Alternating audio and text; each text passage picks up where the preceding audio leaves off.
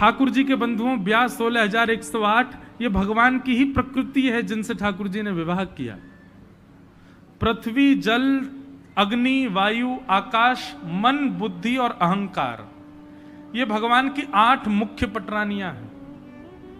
आप जब देखेंगे तो 8 पटरानियों का तत्व, किसी का जल तत्व है, किसी का अग्नि तत्व है, किसी का वायु तत्व है। ये अष्टधा प्रकृति है जिससे हम बनते हैं, हमारा शरीर बनता है। 5 प्रकृति बाहर हैं, 4 प्रकृति हमारे अंदर हैं। उनमें से एक जो है वो ठाकुर जी, इसलिए उनको अलग करो तो 3 भीतर के, 5 बाहर के, 8 वही ठाकुर जी की मुख्य पटरानियां हैं। मन, बुद्धि और अहंकार, ये 3 भीतर की हमारी पत्नियां, हमारी तत्व ठाकुर जी की पत्नी है। और बाहर का शरीर 5 तत्व से, पृथ्वी, अग्नि, वायु, जल, आकाश, ये भगवान की पत्नियां, 8 पत्नियां। 16,100 कौन है? तो वेद की जो ऋचाएं हैं उनमें जो भगवान की उपासना के मंत्र हैं, ये मंत्र ही 16,000 मंत्र ही ठाकुर जी के, 16,100 मंत्र ही भगवान की पत्री है। भगवान के 16,108 विवाह हुए। तत्पश्चात आगे राजा नृण की कथा बताई गई। नारद जी ने भगवान की दिनचर्या का दर्शन किया। राजसूय यज्ञ, जरासंध का उद्धार और सूर्य ग्रहण के समय पर ब्रजवासियों से मिलन। भगवान की पटरानियों के मन में विचार आया कि भाई सूर्य ग्रहण का समय था, तो द्वारिका से सब यदुवंशी कुरुक्षेत्र आए थे और उसी काल में ब्रजवासी भी वृंदावन से कुरुक्षेत्र आए थे। द्वारिका के लोगों को पता चला कि ब्रजवासी भी कुरुक्षेत्र में आए हैं, तो सब द्वारिका के लोग ब्रजवासियों से मिलने गए। इसी विषय पर कथा 11 से 17 जनवरी द्वारिका में हुई थी, ब्रज द्वारिका मिलन महोत्सव। बहुत करुण कथा है, बहुत करुणामयी कथा है। पर उसका एक बड़ा प्रसिद्ध प्रसंग मैं सुनाया करता हूं कि भगवान की समस्त पटरानियां किशोरी जी को परखने गईं कि हम देखें तो सही है राधा रानी है कौन। 24 घंटा ठाकुर जी इन्हीं का नाम टेढ़ते रहते हैं, इन्हीं को बोलते रहते हैं। अरे हम त्रिभुवन सुंदरी हैं।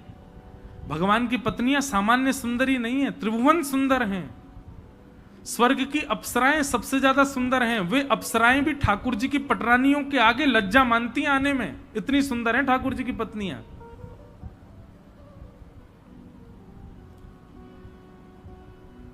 ऐसी भगवान की पटरानियां श्री राधा रानी का दर्शन करने जब जाती हैं और जैसे ही किशोरी जी के शिविर में प्रवेश करती हैं, परम सुंदरी, मृग नैनी, घुंघराले केश, ऐसा वर्ण गौर कि मानो चंद्रमा भी सामने आकर के लज्जा माने अपने ऊपर। रुक्मणी आदि पटरानियों की तो वहीं पर ही स्थिति ऐसी हो गई, अरे हम क्या सुंदर होंगी, हम अपने आप को सुंदर कहती हैं। अरे इस सुंदरता के सामने स्वयं को सुंदर कहना तो सुंदरता का अपमान करना होता है। चरणों में गिर गए, हे श्यामाजू, हे किशोरी जू, हे राधा रानी, आपके चरणों में प्रणाम है। तुरंत रुक्मणी आदि पटरानियों को उठाते हुए कहा, मैं राधा रानी नहीं हूं, मैं तो उनकी चरण की दासी हूं, मैं तो उनकी चरण की सेविका हूं। किशोरी जी तो अंदर बैठी। ऐसा कहते हैं कि रुक्मणी आदि को इतनी लज्जा हुई, जिनकी दासी के आगे हम अपने आप को फीका समझ रही हैं, जिनकी दासी के आगे हम सुंदरता की तौहीन समझ रही हैं, किसी को सुंदर कहना, उस स्वामिनी जो कितनी सुंदर होंगे। बंधु, किशोरी जी, उनका रूप समझना, उनको जानना, उनको पहचानना, ये 1 आध दिन 7 दिन में आप कृष्ण को सुन सकते हो, समझ सकते हो, पर किशोरी जी को समझने के काजे तो पूरा जीवन निकालना पड़ेगा। तब श्री जी अनुग्रह करेंगे, कृपा करेंगे। वो कृपालु तो इतनी है, दयालु तो इतनी है, आपके सब कृपा करती रहेंगी। पर अगर उनकी उपासना करना चाहते हो तो पूरा जीवन दांव पे लगा देना तो भी आप श्री जी को नहीं समझ पाओगे। अरे हमारे ब्रज में कह में जाके अधीन सदा ही सांवरो, त्रिलोकीनाथ ठाकुर जी जिसके सदा अधीन रहते हैं वो श्यामाजू। रुक्मणी आदि पटरानियां और भीतर गईं, बाहर जिस सुंदरी से मिले उससे भी अति सुंदर। उनसे कहा आप किशोरी जी हैं? बोले नहीं नहीं मैं दासी हूं, किशोरी जी भीतर है। मतलब कहने का अभिप्राय, जब तक पूर्ण रूपेण अहम शून्य नहीं हो गई रुक्मणी, जब तक उनके चित्त में ये खत्म ही नहीं हुआ कि मैं कुछ हूं, अपने आप को जब तक नहीं भूली, तब तक उनको सुंदर से सुंदर कन्याएं मिलती रहीं। जब ये स्थिति हो गई कि रुक्मणी जी ऐसा मानने लगी कि मैं तो कुछ हूं ही नहीं, जहां श्री राधा चरण रेणु की कमला लेत बने, कमला माने लक्ष्मी, कमला लेत बलैया, कमला यानी लक्ष्मी जिन चरण रज की बलैया लेती है। किशोरी जी की बलैया नहीं ले पाती लक्ष्मी। किशोरी जी उठ के जब चली जाती हैं तो उनके चरण चिन्ह जब अंकित हो जाते हैं रज में, उसकी बलैया लेती हैं लक्ष्मी।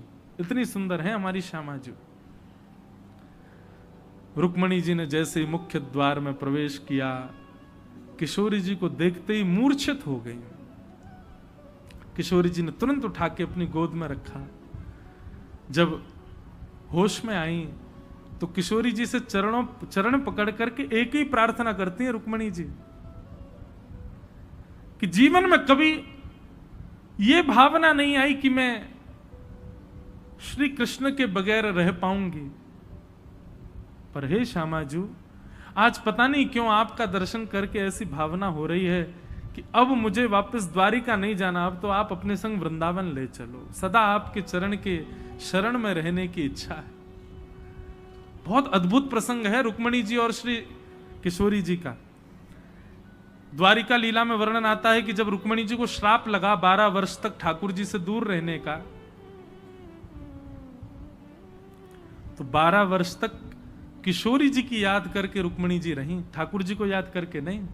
क्यों? ठाकुर जी को याद कर रही थी तो प्राण निकलने को हो रहे थे।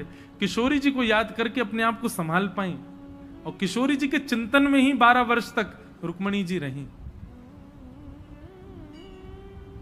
अद्भुत प्रसंग है। ऐसी किशोरी जी को हम प्रणाम करते हैं, उनके चरणों में बारंबार वंदन करते हैं। हे श्यामाजू, हे लाडली जू, आप ही कृपा करो, आप ही अनुग्रह करो, आप ही भक्ति स्वरूपा हो। आप अनुग्रह करके हमारे चित्त में विराजेंगी, अपने आप भक्ति को संचार होएगा।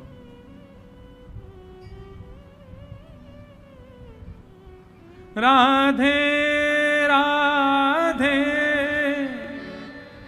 करुणामयी कृष्ण पियारी, मेरी सुधली जो श्री वृषभानु दुलारी। हे मनोहारिणी रासेश्वरी रस रूपा, राधे राधे करुणामयी कृष्ण पियारी, मेरी सुधली जो श्री वृषभानु दुलारी। ऐसी किशोरी जी को हम प्रणाम करते हैं।